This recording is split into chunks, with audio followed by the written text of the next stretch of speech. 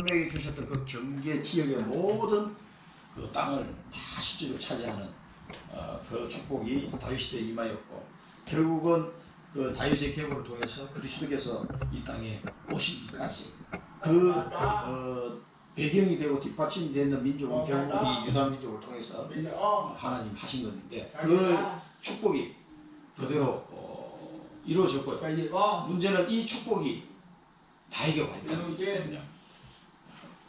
이 축복이 12지파의 축복이 굉장히 좋은 내용들도 많고 그렇죠. 이게 이제 유다와 특히 이제 요셉 지파에 주신 축복을 보면은 어마어마한데, 이것이 지금 내게 나하고 이게 무슨 상관이 있냐는 게 중요해요. 그런 부분들을 우리가 발견하고 나를 통해서 이루실 하나님의 계획을 또 찾아내야 됩니다. 그래서 먼저 이걸 보기 전에, 본론을 보기 전에 서론으로 먼저 우리가 구원의 축복에 대해서, 이 이스라엘 백성이 엄청난 축복을 받았는데, 사실은 이 뭐랄까 이게 축복이 아니라 완전 뭐 저주하는 내용들이 많이 나오잖아요. 그런 내용도 막 나오는데, 그거는 교훈으로 받아들여야 돼요. 그렇게 하지 말라는 얘기거든요. 그 축복은 하나님 너희들과 함께 하시기 때문에 그 축복을 받아 누리라는 얘기거든요. 그러니까 우리가 누려야 할 것과 교훈으로 삼아야 될 것 잘 구분을 해야 돼요. 먼저 이 구원의 축복을 우리가 먼저 알아야 되는데, 로마서 5장 8절에 보면은 우리가 아직 죄인 되었을 때, 우리가 아직 죄인 된 상태에서 우리가 무슨 선한 것을 찾거나 하나님을 바라보거나 하나님을 찾으려고 하는 마음도 전혀 없는 상태예요. 우리가 아직 죄인 되었을 때에 그리스도께서 우리를 위하여 죽으심으로, 하나님께서 우리가 요구를 해서 그리스도가 죽으신 게 아니란 말이에요. 우리가 뭔가를 나 이제 구원 좀 받아야 되겠다, 이대로는 난 못 살겠다, 그래서 그리스도가 좀 오셔가지고 그리스도 보내주세요 뭐 이렇게 뭐 요청을 하거나 그런 상태가 아니에요. 완전 칼빈은 절대 타락, 인간은 이 죄에서 빠져나올 수도 없고 뭔가 선한 것을 생각할 수도 없어요. 하나님을 모르기 때문에 완전 타락해서 죽을 수밖에 없는 이 죄인된 상태. 그럴 때 하나님은 그리스도를 보내셔가지고, 이 그리스도가 죽으심으로 하나님은 우리에 대한 자기의 사랑을 확정하시다 그랬어요. 이 사랑이라는 단어가 중요합니다. 우리가 아직 죄인 됐을 때 아무것도 우리가 할 수 없는 상태입니다. 그때 그리스도께 오셔가지고 십자가 죽으심으로 하나님은 우리에게 대한 자기의 사랑을 확정합니다. 왜 그리스도를 보내셨냐? 우리를 사랑하기 때문에 보내신 거예요. 그래서 히브리서 9장 12절 보면 뭐가 나옵니까? 염소와 송아지 피로 하지 아니하고 자기 피로, 오직 자기 피로 영원한 속죄를 해.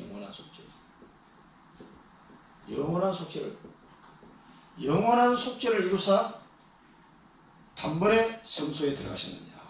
그런데 여기서 그리스도가 성소에 들어갔다는 얘기는 사람이 만들어 놓은 무슨 성전에 있는 성소를 얘기하는 게 아니에요.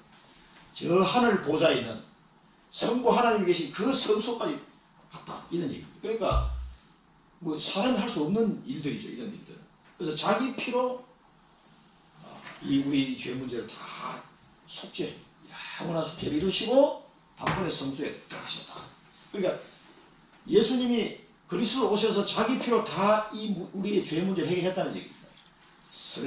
실제로 이제 이대로 순종을 하셨고, 굉장히 고통스러운 자리지만은 그걸 순종을 하셨단 말이에요.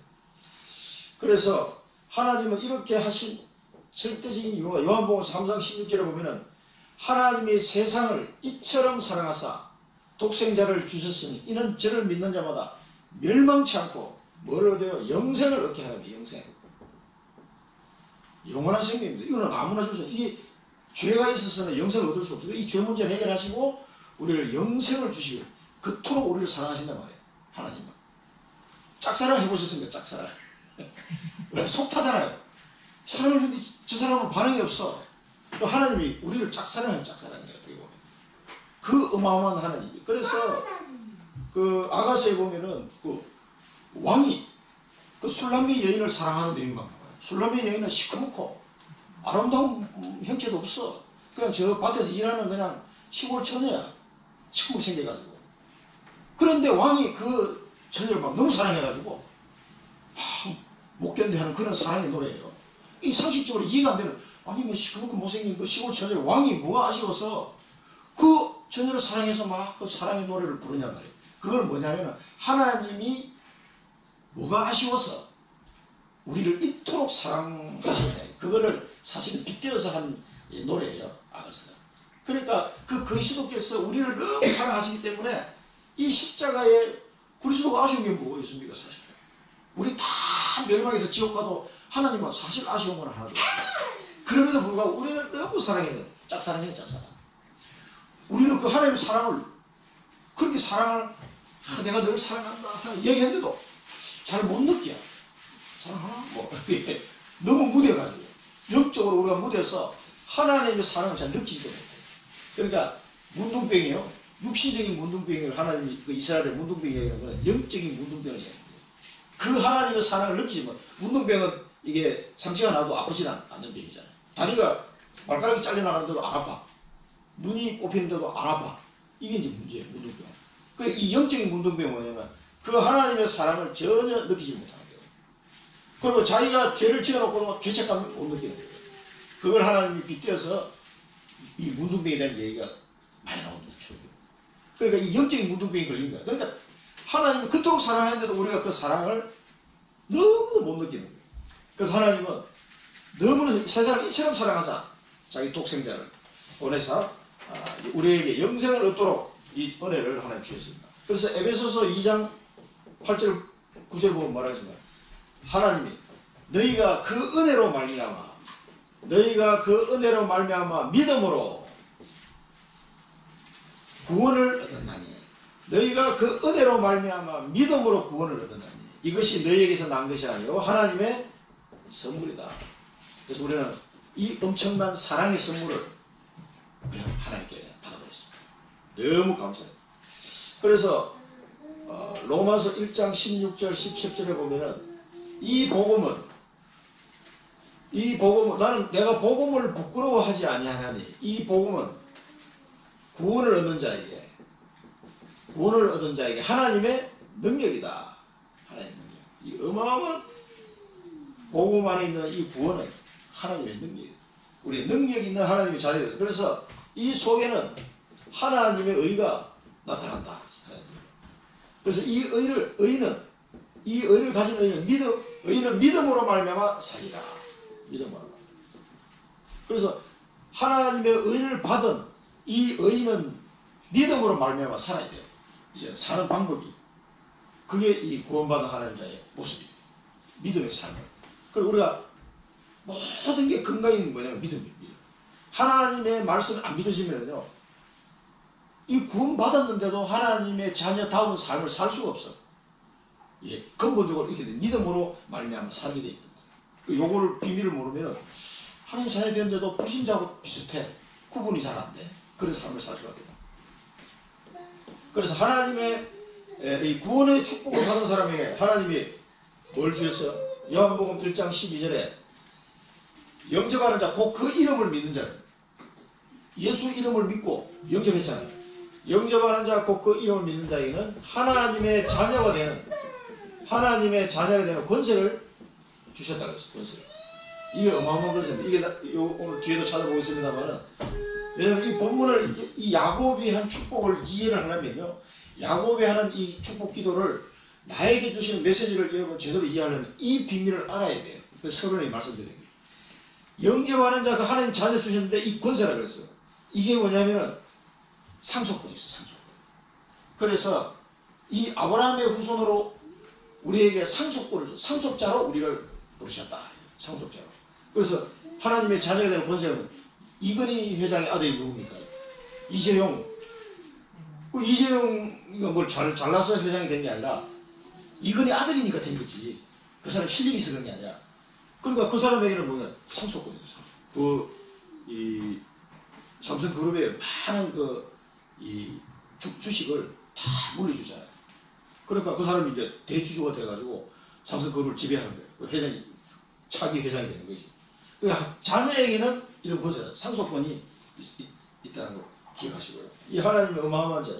그리고 고린도전서 3장 16절과 요한복음 요한복음 14장 16절 17절에 보면은 뭐가 나왔습니까?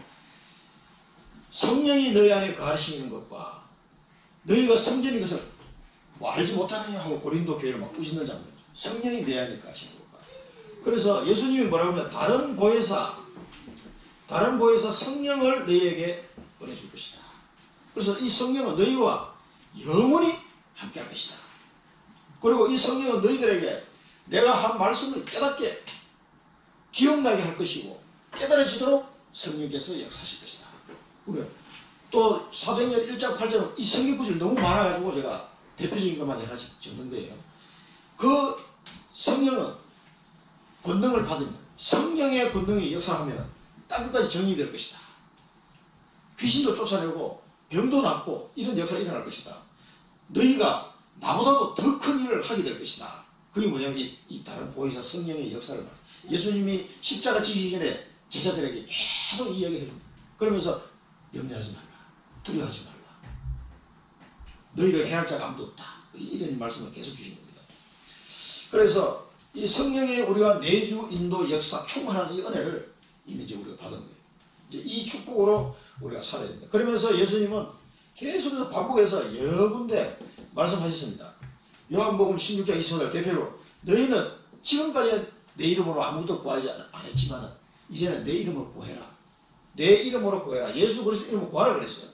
뭡니까? 기도하는 거. 내 이름으로 구하라. 그러면은 너희 기쁨이 충만할 것이다. 너희 기쁨이 충만할 것이다. 그래서 하나님께 우리가 기도하면은 우리 기쁨이 충만해요. 많은 응답도 받지만 기도 자체에 벌써 하나님과 소통하면서 기쁨이 넘치게 됩니다. 이 은혜를 하나님 우리 주시고요. 마가복음 3장 15절에 보면 예수님이 제자를 모르고 귀신도 내어 쫓는 권세를 주셨다. 마가복음 16장 17절에 보면은 귀신을 쫓아내는 이 권세를 주죠. 이게 구원받은 자의 축복이에요. 이게 뭐 어마어마한 겁니다. 이게 대표적인 것만 적어서 그렇지. 귀신을 쫓아내는 권세도 우리에게 주셨습니다. 그리고 사도행전 12장에 보면은 12장 7절하고 11절에 보면은 사도행전 12장을 쭉 다 한번 읽어보세요. 그 초대교회에 베드로가 붙잡혀서 이제 죽게 생겼단 말이에요. 야고보가 처형당했어. 칼로 죽임을 당하고 난 뒤에 그 다음 베드로도 또 잡아갔어. 헤롯이. 왜냐면은 그 사도들을 죽이니까 유대인들이 좋아하거든. 그러니까 헤롯 왕이 자기 왕권을 더 강화할 목적으로 유대인들 마음에 드는 일을 하려고 생각한 게 있어요. 그리고 자기 정치적인 목적으로 12사도를 한 명씩 잡아 죽이려고 생각한 거죠. 그러니까 베드로도 잡아가지고 이제 내일 사형 집행하기 전에 베드로가 잡혔단 말이에요. 그러니까 그 초대 교인들 어떻게 했어요? 제가 막 잡혀가면은 여기 계신 분들 기도할 거 아니에요. 하나님 좀 살려주세요 하고 막. 그러니까 성도들이 모여서 밤새도록 철학기도 하는 거예요. 베드로 살려달라고. 그때 일어난 일들이 사도행전 12장에 하나님이 주의 천사를 딱 보내요. 천사가 감옥에 딱 나타나가지고 이 베드로의 옆구리를 들고 차. 일어나. 이게 뭐 내일 사형인데도 굴굴 자고 있어. 얼마나 막 성령 누렸든지 복음을 누렸든지 내일 사형인데도 뭐 베드로는 걱정도 없어. 옛날 같으면 막 도망가고 그랬는데 지금은 막 죽음도 두렵잖아. 그냥 막 자는 거예요. 그러니까 천사가 옆구리를 들고 차가지고 깨우는 거예요. 빨리 일어나라고. 일어나가지고 옷을 입어라. 근데 그때는 베드로가 내가 환상을 보는 건가? 이거 꿈인지 생신지 얘가 지금 이 구분이 안 되는 거예요. 갑자기 뭐 누가 나타나가지고 주의 천사 나타나고. 그러니까 옷을 입고 그러니까 손에 있는 이 착고랑 다리에 다 풀려버렸어. 저절로. 그리고 따라 나와. 그러니까 5초들이 다 지키잖아요. 사형수를 지켜야 되는데 옆에 한 명, 이쪽에 한 명, 양쪽에서 팔짱 끼고 다 묶어가지고 자요. 혹시 도망 못 가게. 또 바깥에 지키고. 그리고 어떻게 나가는 거예요, 그거를. 다리에 착고랑 다 쇠고랑 다 차있는데. 이 지도를 다 풀려버렸다. 근데 옆에 자는 군인들은 몰라. 그래가지고 베드로가 일어나가지고 문이 저절로 열렸다 그랬어요. 그래 나가지고 저 바깥에 문도 다 열리고 성문까지 나와서 성문도 다 열리고. 그래 한 거리를 지나서 이제 안전한 지역 가니까 천사가 싹 사라진 거예요. 그래 베드로가 이게 꿈인가 하다가 그게 꿈이 아니야. 하나님이 주의 천사를 보내셨구나. 그리고 고백하는 장면이 나와요. 주께서 그의 천사를 보냈구나. 그러면서 그 누굽니까? 자기 그 초대 교인들이 기도하는 그 장소에 찾아간 거예요. 베드로가 찾아가가지고 문을 두드립니다. 두드리니까 사람이 아무도 안 나오는데도 꼬마가 소녀가 나와서 보니까 베드로의 목소리가. 그래 그 기도하는 사람들한테 가서 베드로 오셨다고. 그래 야 네가 헛것을 봤다면서요. 무슨 베드로 오냐고. 기도해놓고도 안 믿는 거예요. 이게. 그러니까 확신하다 그러니까 그의 천사가 왔나? 뭐 이래. 그래 실제로 나가서 보니까 베드로가 왔거든. 그래서 베드로가 주님께서 천사를 보내가지고 이렇게 하신 것을 말해주고 다른 데로 이동을 하는 그런 장면. 기도할 때 천사가 하나님께서 이 천사를 보내. 이 천사가 우리의 기도를 들으시고 하나님께서 천사를 보내시는 이게요 하나님 자녀의 엄청난 축복입니다. 지금도 똑같이 이게 천사가 동원된 적이 막 여러 번 많이 나와요. 굉장히 구약에도 나오고 신약에도 나오고. 어떤 사람은 신약에는 뭐 그런 게 없다라고 주장하는 사람들이 신약에 보면 얼마나 많이 나오지 뭐 사도행전에 보면. 그래서 하나님이 이 천사를 보내시고 또 빌립보서 3장 20절이죠. 우리의 시민권은 어디에 있다고요? 하늘에 있다. 우리의 시민권은 하늘에 있다. 하늘. 천국 시민권. 이 구원받은 자에게. 그리고 사도행전 마지막으로 1장 8절에 뭡니까? 땅끝까지 정인되게 할 것이다. 그러니까 이 구원받은 사람은 땅끝까지 정의되는 이 사명을 받은 거예요. 성령이 너희에게 임하시면 너희가 권능을 받고 예루살렘과 온 유대와 사마리아와 땅끝까지 이르러 내 증인이 되리라. 세계복음하는 이 축복을 이미 받은 겁니다. 이게 구원받은 자의 축복이에요. 축복. 한두 가지 아닙니다. 이것만 있겠습니까? 너무너무 많죠. 이 구원이라는 게 단지 우리 천국 간다 그런 정도가 아니라 이런 어마어마한 권세가 우리에게 신분과 권세가 우리에게 회복된 거예요. 그러니까 이거를 이제 잘 사용만 하시면 돼요. 사용만. 그 권세를 줬는데 사용 안 하면은 아무 소용이 없어요. 여기 청주 경찰청장으로 딱 발령이 났는데 도둑을 잡아야 되는 거 아닙니까? 도둑을 안 잡고 맨날 술만 먹고 있으면 어떻게 되겠습니까? 그 말이 안 되지. 자기에게 그 권세를 줬으면은 그 권세를 이제 활용을 해야 돼요. 그래서 이 영적인 이 유산이라는 것은 너무 중요한 겁니다. 그래서 첫 번째 오늘 우리가 이 본문을 보면서 꼭 기억해야 될 것만 그렇기 때문에 이 부모의 축복기도 부모의 축복기도를 꼭 하시기 바랍니다. 부모의 자녀들이 여기서 자녀라는 거는 대상이 뭐냐면은 육신적인 자녀도 돼요. 하나님이 특별하게 부모님들이 자녀에게 축복기도 할 수 있는 이 권세를 주시기 때문에 그렇게 하시니까. 그러면은 야곱이 자기 아들들한테 이 축복기도 하잖아요. 같은 원리예요, 사실은. 그리고 우리가 만난 세신자들, 나를 통해서 복음받은 그 세신자들을 위해서 축복기도 해주세요, 축복기도. 그리고 노집사님이 이제 세신자들, 우리 정은서 성도님이나 다른 분들 이렇게 장경 성도님이나 이렇게 혼자 몰래 축복기도 하고 계십니다. 하는지 아닌지 모르시면은, 우리가 이 축복기도를 계속, 목회자도 마찬가지 계속 손들, 아니, 노는 입에 가만 놔도 말 거면 돈 들인 일도 아닌데, 계속 그 권세를 주시기 때문에 계속 우리 하는 거예요, 그냥 축복기도. 그러면 응답은 누가 하시고 하나님 응답하시네, 우리 하나님. 그래서 계속 축복기도를, 이 축복기도가 미래를 결정하는 걸 오늘 본문에서 볼 수가 있죠. 미래에 일어날 일을, 뭐라고 해서 49장처럼 너희가 후일에 당할 일을 내가 너희에게 이르리라.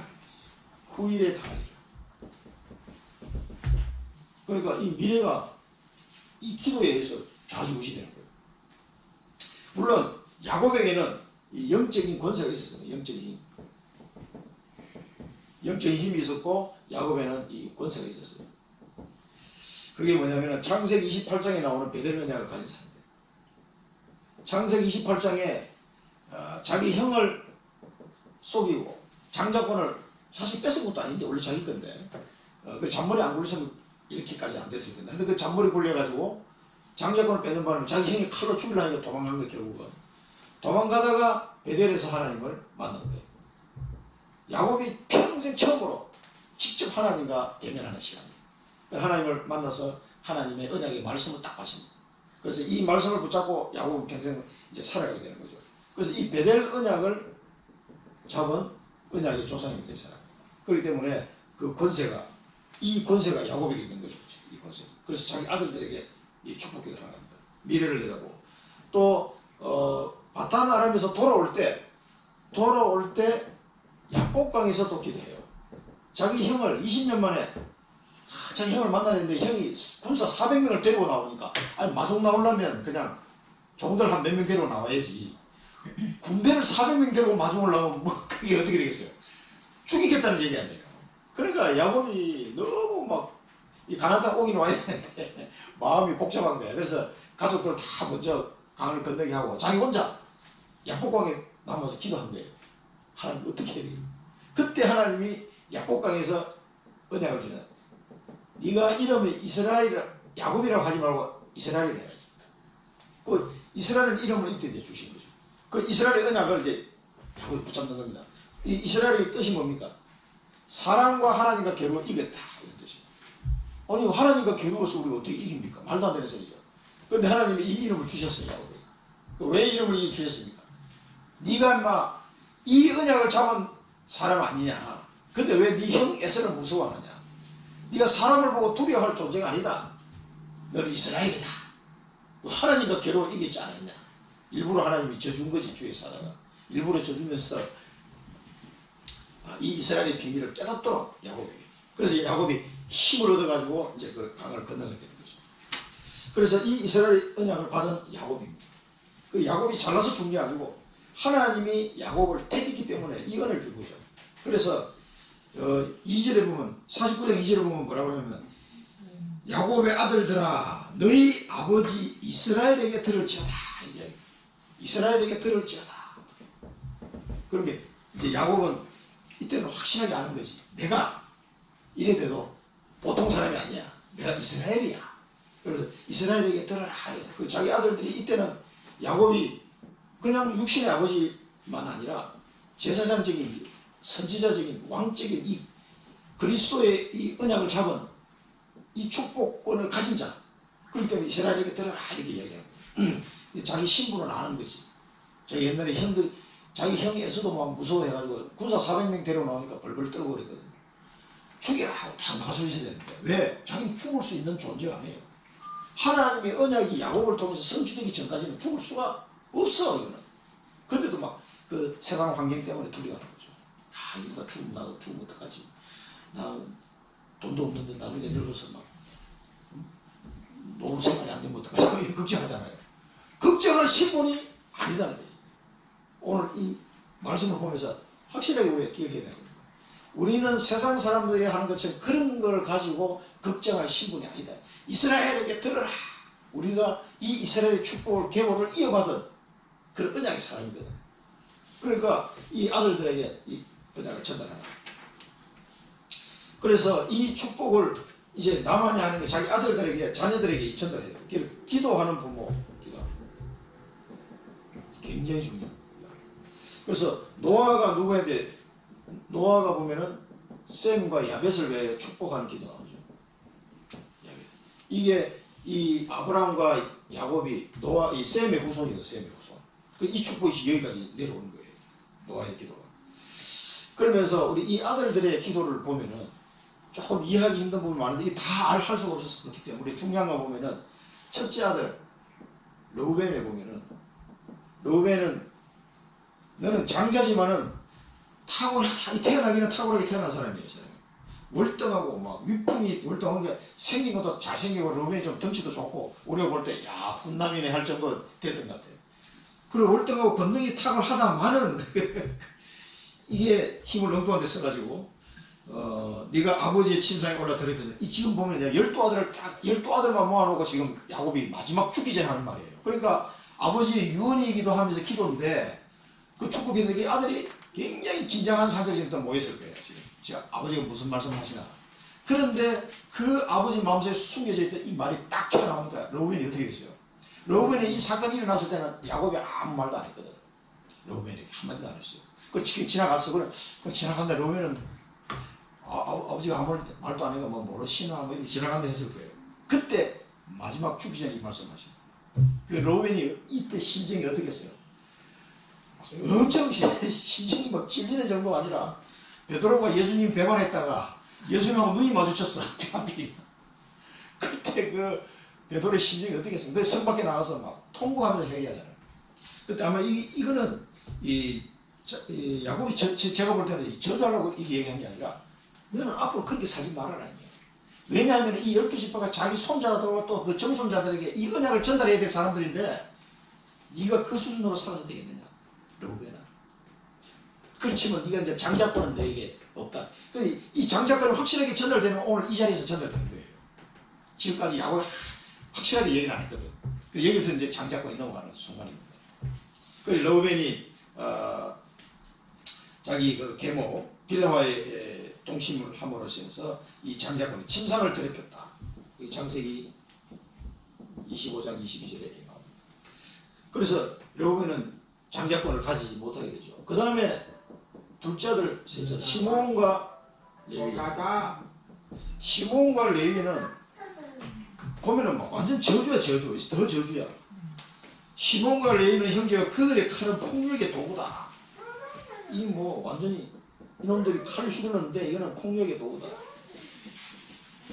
그렇게 말을 하면서 그들의 분노대로 사람을 죽이고, 그러니까 막 자기 그 성질대로 해버렸다는 거예요. 분노대로, 자기의 분노대로 사람을 죽이고, 자기의 혈기대로, 그들의 혈기대로 소의 발목 힘줄을 끊었습니다. 혈기대로. 그러니까 이 시몬과 레위가 자기 그 동생 디나의 그 강간 사건이 일어나가지고 그 세겜 족속들을 다 죽이면서 했던 말이 있어요. 이게 아주 이 유대 민족들에게 각인된 말이에요, 이게 사실. 그래서 그게 선민사상의 어떤 시초라고도 할 수 있는데, 그때 이 사람들한테 한 말이 뭐라고 얘기합니까? 우리는 할례를 받지 않는 족속하고는 같이 결혼할 수가 없다. 할례를 받아야 우리는 이 결혼할 수 있다. 이렇게 얘기합니다. 할례 받지 않는 족속하고는 우리가 그들과 같이 어울린다는 것은 이거는 아주 수치스러운 일이다. 이렇게 딱 못을 박아요. 그럼 사실은 시몬과 레위가 살아온 꼴을 보면은 과연 할례의 의미를 제대로 알고 있었을까? 사실 제대로 모르고 살 사람들은 그런 주제에 이 할례에 대한 걸 빙자해가지고 그 사람들 다 죽이는, 그 할례에 있는 칼로다가 사람을 다 죽이는 거예요. 한번 생각해보세요. 한두 명 죽였다가 한 마을 사람들 싹 다 죽여버렸다는 남자들. 그래서 그 야곱이 엄청 충격을 받았는데 그때 트라우마가 평생을 간 거예요. 그래서 분노대로, 혈기대로. 그래서 사실은 하나님의 자녀는 영적 싸움을 해야 되는데 육신적 싸움을 하는 거예요. 그래서 자기들이 할례 받은 민족과 할례 받지 못한 민족, 이 차이를 선민사상이 다 바뀐 거죠. 그래서 그렇게 평생을 살아왔고, 사실은 그런 어떤 사상이 후대들에게도 전달되었음을 우리가 역사적으로 알 수가 있어요. 이 할례 받은 민족, 이 초대교회도 보면 너 할례 받지 못한 민족들하고 어떻게 같이 밥을 먹었냐, 이런 걸 따질 정도로 복음을 듣고 그리스도가 오셨는데도 불구하고 이 할례라는 문제에 이가가지고 경계선을 딱 긋고 자기 민족, 할례 받은 민족과 받지 못한 민족, 이 선민사상이 여기서 시작이 된 거예요, 사실은. 그래서 이거를 끊어내지 않고서는 안 됩니다. 그래서 아주 시몬과 이 레위에게 아주 강한 얘기를 지금 하고 있는 거예요. 저희가 그 노여움이 혹독한 이 저주를 받을 것이요, 분기가 맹렬한 이 저주를 받을 것이다. 자기 아들한테 한 얘기예요. 내가 그들을 야곱 중에 나누며 이스라엘 중에 흩어지거다. 그래서 레위는, 사실 레위 지파는 땅을 차지하지 못하고 자기 그 형제들 성에 흩어져 살았어요. 각 성마다 레위 지파, 제사장 지파가 살 수 있는 성을 따로 이렇게 해가지고 땅을 나눠주지 않고 레위 지파는 12지파에 다 흩어져 살아요. 그러니까 그 말대로 된 게 흩어져. 그런데 저는 이 내용을 얘기해주면서 그들이 잘못한 거에 대해서 아주 정확하게 아버지가 지적을 해준 거예요. 죽기 전에, 생각해 아버지가 죽기 전에 유언으로 하는 얘기를 예속 듣진 않을 거예요. 자신들이 아주 피나마 들을 텐데, 그것도 이 아버지가 보통 아버지가 아니잖아요. 이스라엘인데. 그래서 그를 죽기 전에 하필 좀 좋은 말을 해주시지, 시몬과 레위가 가장 양심이 찔리는 그 말을 막 사정없이 해버린 거예요. 그런데 저주를 받았다고. 이 말은 뭐냐면, 너희가 다시는 그런 짓을 하지 말라는 얘기예요. 그런데 사실 이스라엘 백성들이 이 할례 받은 것에 대한 이 선민 사상이 끝까지 이게 안 없어지는 거예요, 사실.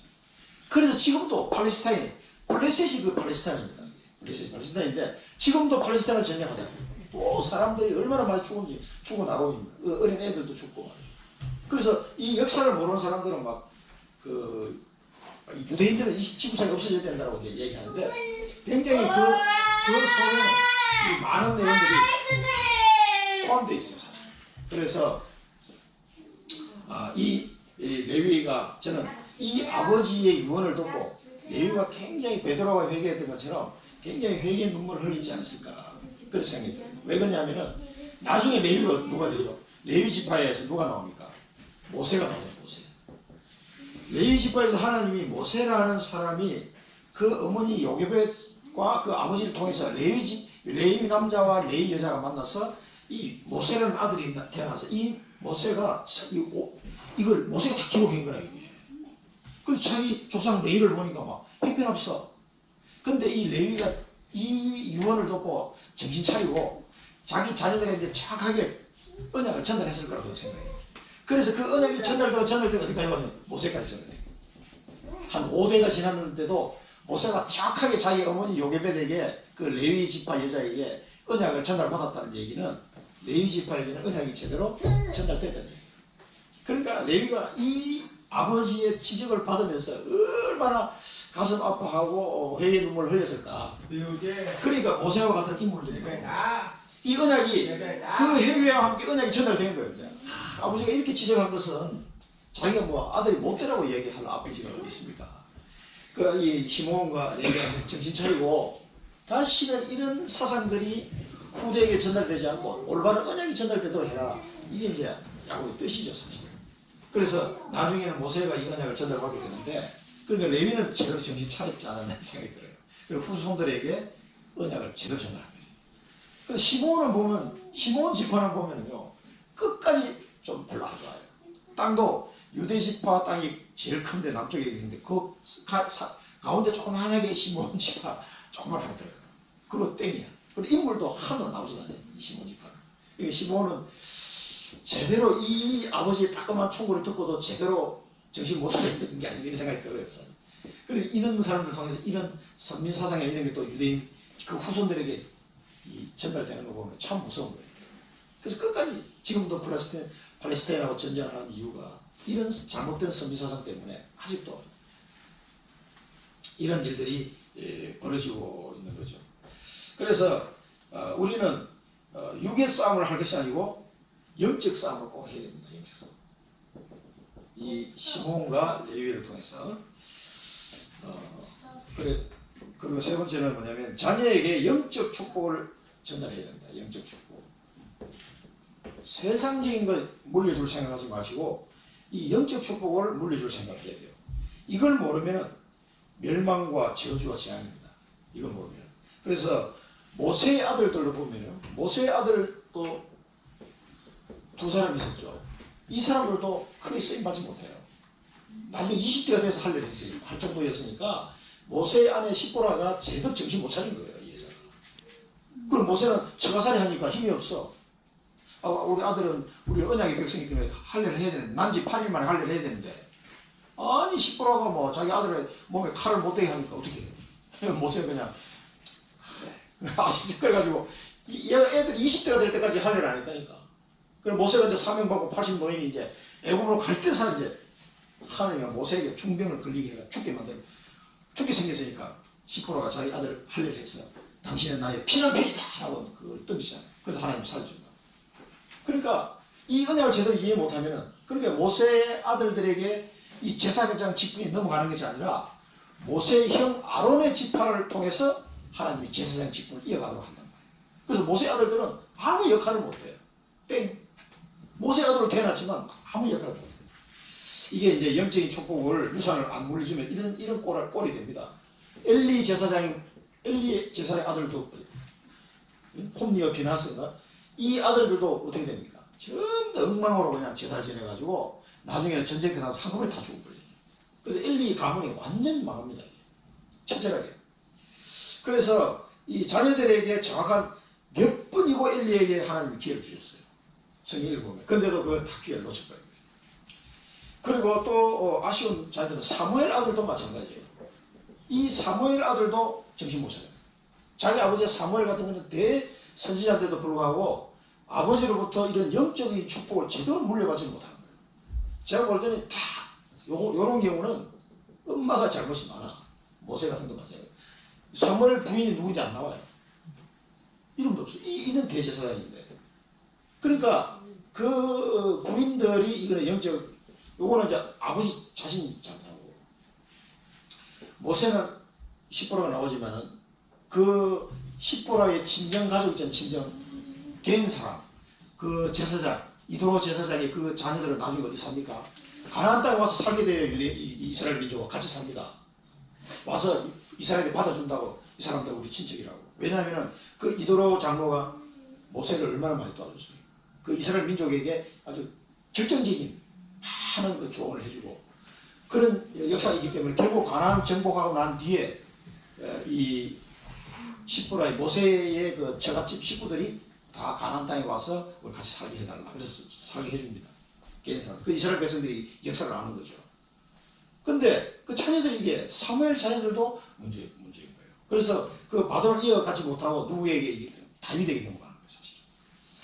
그래서 하나님께서 이 자녀들에게 이 영적인 축복을, 유산을 넘겨주지 못하면은 문제가 많아요. 근데 유대민족도 지금 마찬가지예요. 그래서 이 유대민족이 결국 이 비밀을 모르니까 오직 그리스도 비밀을 다 놓치게 되고 결국은 예수님 오시는데 그리스도인 줄 모르고 십자가에 못 박아 죽이는 이런 일이 되거든요. 그래서 AD 70년에 이스라엘이 망해가지고 1948년에 나라를 회복하잖아요. 이 몇 년입니까?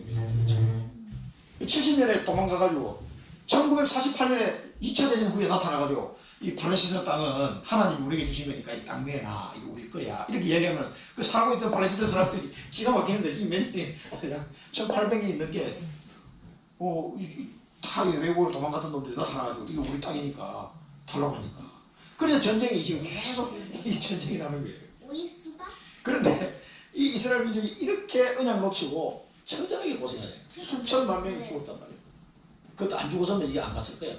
그렇게 핍박하고 결정적으로 히틀러한테 600만 명이 죽어나니까 또 러시아에서는 공산주의에서 한 어마어마하게 명 죽었어요. 그러니까 그 러시아, 소련에 있던 그 유대인들하고 이 2차 대전 때 히틀러한테 죽었던 이 충격 때문에 우리는 이제 시온으로 돌아가자. 다시 옛날에 우리 땅을 회복했는데 그래가지고 목숨 걸고 이 사람들이 팔레스타인 땅으로 다시 돌아온 거예요. 가나안 땅으로. 이 역사가 보통 역사가 아닙니다. 이게. 그렇게 돌아와가지고 이제 처음에는 잘 지냈어요. 서로 도와가면서. 그러다가 점점 민족적 감정이 막 나와가지고 이게 이 선민사상, 이놈의 선민사상 때문에 이토록 사람들을 죽이는 이런 꼴이 된 거죠. 아직도 이 사람들 그리스도를 안 믿고 있습니다. 아직도 예수가 그리스도 사실을 안 믿어요. 유대인들은. 현재 유대인들 중에서 소수, 거기 영상으로도 나왔죠. 소수가 초대교회처럼 예수 그리스도를 믿는 사람이 있어요. 지금 현재 이스라엘 땅에도. 그러니까 이 유대교를 고집하는 이 바리새인의 후손들 유대인들이 그 예수가 그리스도라는 사실을 믿는 그 크리스찬들에게 돌 던지고 창문 깨지고 난리예요. 지금도 아주 극소수인데 현재 이스라엘 땅에 가나안 땅에 살고 있다. 그 TV로도 나와서 영상으로 나오는데 하여튼 이런 민족입니다. 이게.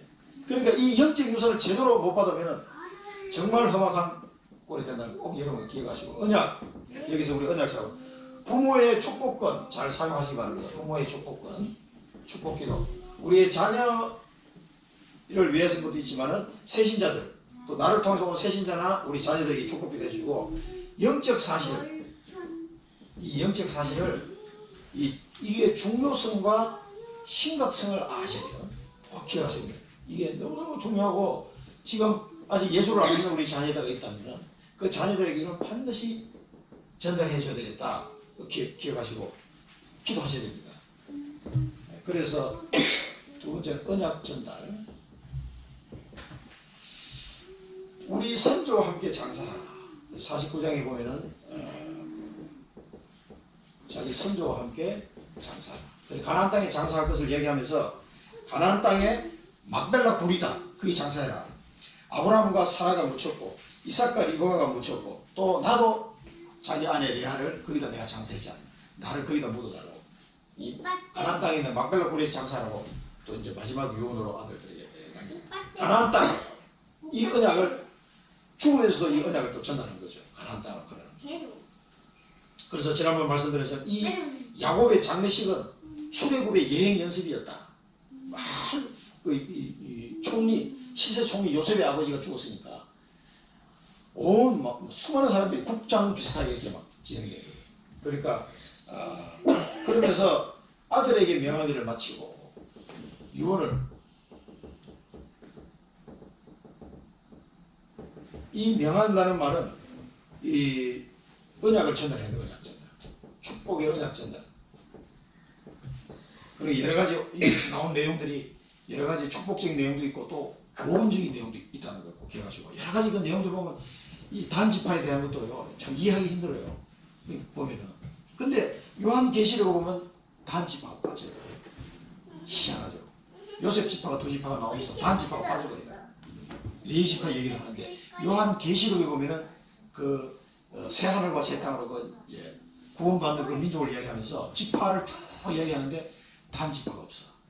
그런 것도 이제 해석하기 굉장히 난해한 부분이 있어요. 근데 여기 보면 단지파가 뭐래요? 독사에 비유하고 뱀에다 비유를 하잖아요. 근데 희한하게도 요한계시록에 보면은 단지파 빠져있어요. 그런 부분들은 제가 따로 이제 설명을 안 드리겠는데 하여튼 이해하기 어려운 부분이 있습니다. 그런데 이 언약 전달을 이제 하고 12지파의 조상으로서 역할을 마무리하고 숨을 거두게 된 거죠. 그래서 반드시 성취될 하나님의 언약이다. 반드시 성취될 하나님의 언약이다. 그래서 모세를 통해서 이 언약이 출애굽기 3장 18절에 그 피제사의 비밀이 밝혀지면서 모세가 이 피제사의 비밀과 유월절 축복을 누리게 되는 거죠. 온 민족이 이때로부터 한 5대 정도 지난 후에 이 언약이 전달된 모세를 통해서 애굽에서 탈출하는 이런 축복의 비밀이 문이 열리게 되는 거고요.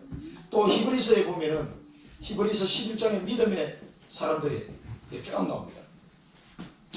히브리서 11장 1절에서 38절 보면 세상이 감당하지 못할 사람들이다. 이 언약 잡아서 세상이 감당하지 못할 사람들이 있어요. 그래서 이 언약이 전달되는 이게 뭐길래 도대체 이 언약을 전달되는 위해서 전부 다 목숨 걸었어.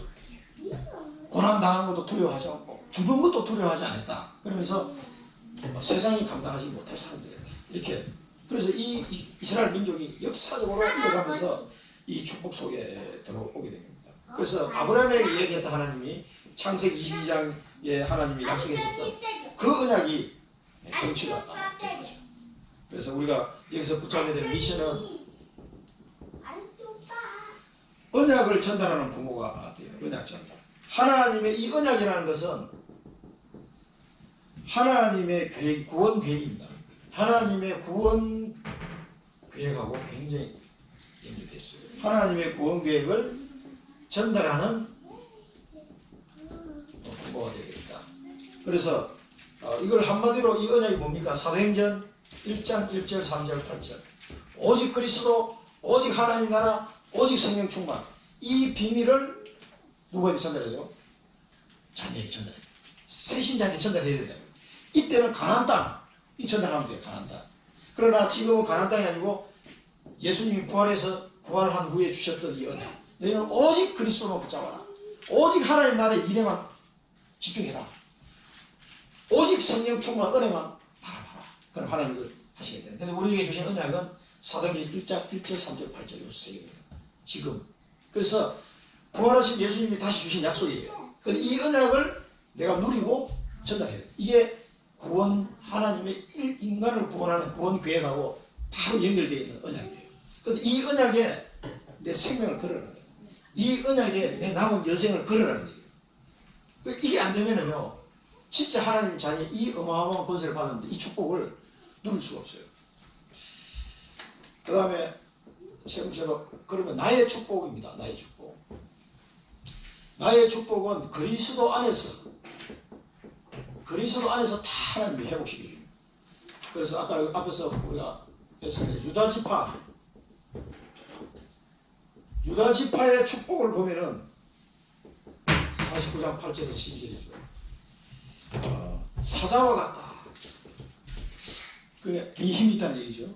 그 다음에 큐가 끊이지 않는 큐는 뭐냐면 임금이 들고 있는 홀 같은 거죠. 옛날에 에스더가 왕 아하수에르의 왕비잖아요. 왕비라도 왕이 근무하는 근무지에 함부로 나타나면 안 된단 말이에요. 근데 이제 에스더가 3일 금식하고 왕한테 할 말이 있어서 바로 나타났거든요. 그러면 죽으면 죽으리라 하고 딱 들어가면 궁중법기를 어기고, 그때 왕이 이 홀을 딱 들면은 용서해준다는 뜻이에요. 그러면서 에스더를 사랑하기 때문에 그 3일 금식하고 나온 여자를 화장기도 없는 그 여자를 뭐가 아름다워 보는데 딱 들면서 그래 이 소원이 뭐냐, 내가 나라의 반이라도 주겠다면서 갑자기 그렇게 왕이, 이 홀이 뭐냐면 큐예요. 큐. 그리고 왕이 가지고 다니는 이 권세의 상징이죠. 큐와 통치의 지팡이 끊이지 않을 것이다. 통치의 지팡이. 그런데 이게 뭡니까? 유다는 이 육신적인 왕도 해당되지만 영적인 왕, 이 사단의 나라를 뒤엎고 하나님 나라를 이루는 영적인 왕, 이 축복이 여기 이제 들어갈 겁니다. 그래서 모든 백성이 복종할 것이다. 이 유다지파에게 모든 백성이 복종할 것이다. 이 말은 실제로 성취가 돼. 그리스도를 통하여 이게 성취가 됩니다. 그리스도 앞에 모든 만물이 무릎을 꿇을 것이다. 그러니까 이게 이제 모든 백성이 복종하는 이 축복이 유대 지파를 통해서 성취가 되게 됩니다. 그러면서 실로가 오기까지, 이 실로는 뭐냐면은 화평하는 자, 화평을 가져오는 자 이런 뜻입니다. 화평을 가져오는 자, 실로. 그런데 이 실로라는 지명이 어디 나오죠? 실로라는 지명이 가나안 땅 정복하는 뒤에 광야에 갈 때 해놓던 거 회막이잖아요. 회막, 성막. 이 성막을 가나안 땅 정복하는 뒤에 실로에다가 딱 설치를 해놔요. 그래서 성전을 짓기 전까지 그 실로에서 하나님께 제사를 지내고 이렇게 했단 말이에요. 그래서 그 실로라는 지명이 나오는데 이게 어디 나오냐면은 여호수아서 18장 1절에도 나옵니다. 여호수아 18장 1절에도 실로에서 나오고, 그 다음에 사무엘상 3장 21절 여기 보면은 여호와께서 실로에서 여호와께서 나타나사 누구에 보이셨냐? 사무엘에게 보이셨다. 이게 뭐냐면은 이 실로에 회막이 있어요. 회막. 근데 광야에서 회막을 들고 오기로 왔는데 이거 어디다 놔두겠어요? 실로라는 지역에다거든. 그 실로가 사실은 화평하는 자인 뜻이기도 하면서 이 실로가 뭐를 뜻하면 그리스도를 의미하는 그리스도. 이 실로가 그리스도. 그래서 성전을 다윗과 솔로몬을 통해서 성전을 짓기 전까지는 실로의 회막에서 제사를 지냈습니다. 그래서 나중에 예루살렘의 성전이 옮겨나서 그쪽으로 옮기게 된 거죠. 성전으로 옮기게 되는데, 그래서 이 축복이 지금은 예수 그리스도를 믿는 우리에게 이 유다의 축복이 와 있는 거예요. 엄청난 비밀입니다. 그래서 예수님 재림할 때까지 구원받은 자녀들이 이어갈 축복입니다. 모든 백성이 복종하는 거예요. 세계복음화의 축복이 우리에게 지금 와 있는 겁니다. 그러니까 세계복음화하는 게 이게 사명이라고도 하지만 사실 축복이에요. 이게. 모든 백성을 복종하게 됩니다. 그 축복이 지금 우리에게 와 있습니다. 그 다음에 두 번째는 요셉 지파를 보면은 이제 경제 축복이에요. 샘 곁에 무성한 가지요, 전능자의 손을 힘을 복고, 하늘의 복과 번샘의 복과 젖먹이는 복과 태의 복과, 태의 복이 다 있다 그랬어요. 이 깊은 샘 우리 전도시 있잖아요. 여기서 나오는 거예요. 깊은 샘의 복. 그러면서 요셉 지파가 보면 맨 끝에 좀 어려운 내용이 나오는데 이거는 해석이 좀 애매하게 된 거예요. 여기 보면은 26절에 보면 내 아버지의 축복이 내 선조의 축복보다 나아서 영원한 산이 한없음 같이 이 축복이 요셉의 머리로 돌아오며, 영원한 산이 한없음 같이, 요거는 다른 성경에 보면은 좀 쉽게 나오는데 산의 정상까지 이르는 그런 복을 말합니다. 그래서 산 꼭대기까지 이렇게 복을 받을 것이다. 그래서 이 요셉 지파의 한마디로 이야기하면은 이 축복이 경제 축복입니다. 경제 축복인데 이거를 우리가 요즘 말을 하자면 복음 경제, 복음으로 말미암는 복음 경제, 빛의 경제. 그러니까 이 유다는 뭡니까? 모든 백성을 실로가 나타나기까지 예수님이 재림할 때까지 모든 백성이 복종하는 이 축복, 이 세계복음의 축복이에요. 이경적인 축복이고 요셉에게는 경제 축복을 받아요. 복음 경제. 이 언약을 이루기 위한 복음 경제, 빛의 경제를 우리에게 주시겠다는 약속입니다. 그래서 이 부분을 잘 이해하시고요. 그래서 이 축복이 로마서에 보면은 로마서 3장 25절에서 26절, 그 다음에 로마서 4장 12절에서 16절, 여기 보면은 사도 바울이 이제 딱 설명해놨죠. 이 아브라함부터 오는 이 축복이 이제 우리에게 와 있음을 분명히 선언하고 있습니다. 예수 그리스도를 믿는 자는 이 아브라함의 축복, 그 아브라함의 축복이 12지파로 내려오는 이 축복이 지금 누가 되어요? 예수 그리스도를 믿는 우리에게 와 있다. 이 축복을 사도 바울이 설명해 보세요. 그래서 마지막으로 세계 성교의 비전을 사실은 아브라함에게부터 줬잖아요. 아브라함에게부터 주신 창세기 12장에 주셨던 이 축복이 오늘 이 12지파의 축복 속에 들어가 있고, 이 축복이 결국은 우리에게 와 있다는 사실을 꼭 기억하시기 바랍니다. 그래서 비전은 여기서 우리가 비전을 보면 이 유다의 영적 축복, 장자권 영적 축복과 플러스 요셉 지파에게 준 이 경제 축복, 세계 복음을 하기 위한 이 축복을 상속자로 우리가 언약 백성, 지금 우리에게 와 있는 이 우리가 언약 백성이고 상속자예요. 아빠 여기 하나님 자녀, 이 상속자로서 이 축복 속에 우리는 권한 권세를 주신 겁니다. 이런 삶을 살아야 돼요. 그러니까 우리가 세계 복음화에 대한 이 비전이 없고, 그러면은 우리에게 오는 이 경제 축복도 하나님이 주시는 경제 회복이 안 된단 말이에요. 그래서 이 두 가지를 동시에 가지고 지금 현재 언약 백성으로서 상속자의 삶을 우리가 살아가야겠습니다. 결론입니다. 그래서 부모의 축복권을 이번 주간에 풍성하게 좀 사용하시기 바랍니다. 하나님 주신 거기 때문에. 그 다음에 언약 전달, 우리 자녀들에게 또 새신자들에게 이 언약을 반드시 사도행전 1장 1절 3절 8절 이게 뭔지를 꼭 전달해야 되겠습니다. 그 다음에 언약 성취, 천명, 소명, 사명이죠.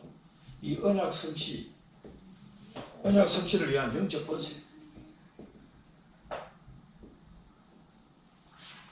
권세와 경제 축복 누리는 삶이 되겠습니다. 그러니까 이게 우리가 언약을 잡아야 된다. 언약 잡은 자의 삶을 살아야 돼. 이렇게 얘기할 때는 많은 축복이 지금 그 속에 들어가 있는 거다. 한마디로. 근데 그걸 다 놓치면은 하나님 전에 다 구원받았는데 뭐 어떤 축복이 있는 거지, 이게 사실 잘 이해를 못해요. 그래서 이 하나님의 언약이 성취되는 모든 백성을 복종케 만드는 이 세계 복음화의 비전을 가지고 우리가 살아갈 때 거기 하나님이 이 영적인 축복과 경제적인 축복이 따라오게 돼요. 그래서 언약을 잡았다, 이 굉장히 중요해요. 그래서 언약 전달이 너무 중요한 거예요. 언약 전달 안 된 사람 사례를 들었습니다만 잘 안 된 케이스와 잘 된 케이스를 보면 차이 극명하게 갈라져요. 그래서 우리가 이 언약을 제대로 이해하고 누리고 전달함으로써 우리 영적인 권세와 경제 축복을 누려야 돼요. 앞으로 할 일이 많기 때문에 이런 축복을 누리는 각 분량대로 축복해야 되는데, 우리가 받을 축복, 이 유다와 요셉 축복 꼭 기억하시고 누리는 주간이 되시기 바랍니다. 기도하겠습니다. 살아계신 하나님 아버지, 은혜를 감사드립니다. 저희들에게 말씀을 주시고 언약을 붙잡게 하심을 감사드립니다. 이제 하나님 12지파의 유다의 장자권과 요셉의 그 경제 축복을 하나님 이제는 그리스도 안에서 우리에게 회복시켜 주시고, 모든 민족이, 모든 백성이 복종하는 세계 복음화의 주역으로 하나님 저희들을 불러주셨사오니 이 유다 지파의 축복과 요셉 지파의 축복이 우리의 모든 우리 성도들의 삶 속에 풍성하게 회복될 수 있도록 하나님 역사하시고 인도하여 주옵소서. 그래서 이 언약이 우리 자녀들과 새신자들에게 그대로 전달되는 한 주간이 되게 하여 주옵소서. 예수 그리스도 이름으로 기도드립니다. 아멘.